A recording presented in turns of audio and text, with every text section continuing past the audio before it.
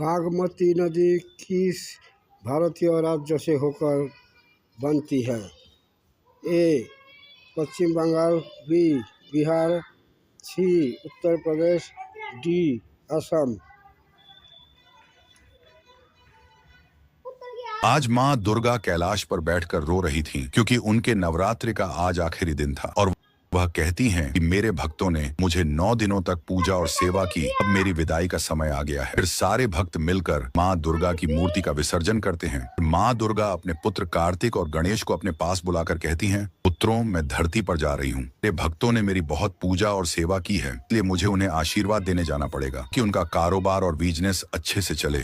कार्तिक और गणेश बोलते हैं, हाँ माँ, आप अवश्य जाइए और अपने सभी भक्तों का कष्ट और दुख दूर करके ही वापस आए। फिर भी किसी ने माँ दुर्गा के लिए लाइक सब्सक्राइब नहीं किया। माँ के इस आशीर्वाद को पाने के लिए एक लाइक सब्सक्राइब जरूर कर देना।